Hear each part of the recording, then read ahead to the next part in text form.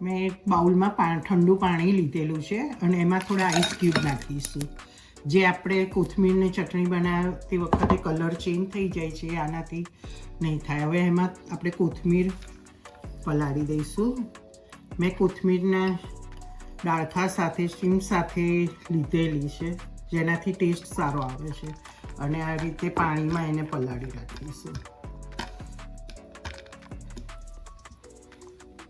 મેં ચટણી માટે 4-5 નાના તીખા મરચાં સમારેલા છે, 1 ટુકડો આદુનો સમારેલો છે અને 4 લસણની કળી સમારેલી છે. મેં 1 ટીસ્પૂન સંચર પાવડર, 1 ટીસ્પૂન ચાટ મસાલો અને 1/2 ટીસ્પૂન મીઠું લીધેલું છે. લીંબુનો જ્યુસ લીધેલો છે.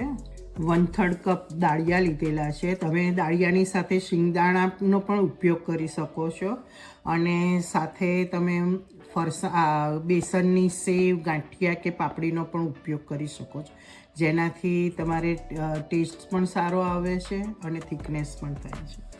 ચાલો આપણે હવે કોથમીરની ચટણી બનાવીશું. આપણી જે આઈસ વોટરમાં કોથમીરને પલાળી રાખી હતી તે હવે આપણે મિક્સર જારમાં લઈ લઈશું.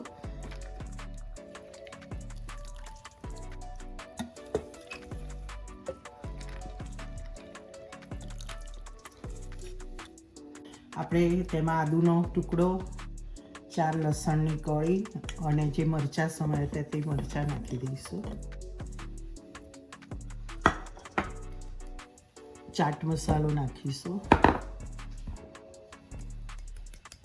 1/2 ટીસ્પૂન સંચર પાવડર, 1/3 કપ દાળિયા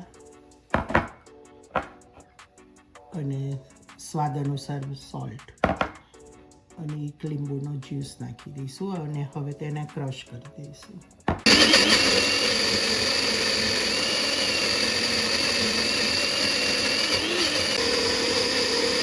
આપણી ચટણી વટાઈ ગઈ છે. જુઓ તેનો કલર પણ એકદમ સરસ ગ્રીનનો ગ્રીન રહેલો છે. આ રીતે તમે બનાવશો તો તમારી ચટણી પણ ખૂબ જ સરસ થશે. અને આપણે હવે એને બાઉલમાં કાઢી લઈએ. હું તમને બતાવું.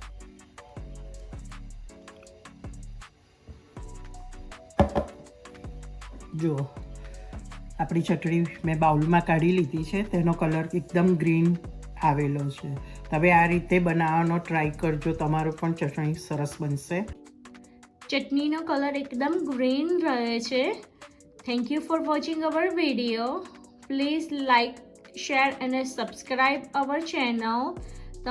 અને કોમેન્ટ બોક્સમાં જરૂરથી બતાવજો કે તમને અમારી વાનગી કેવી લાગે છે. એક લાઇકથી અમારો ઉત્સાહ વધશે અલગ અલગ વાનગીઓ બનાવવાનો. So please guys subscribe our channel.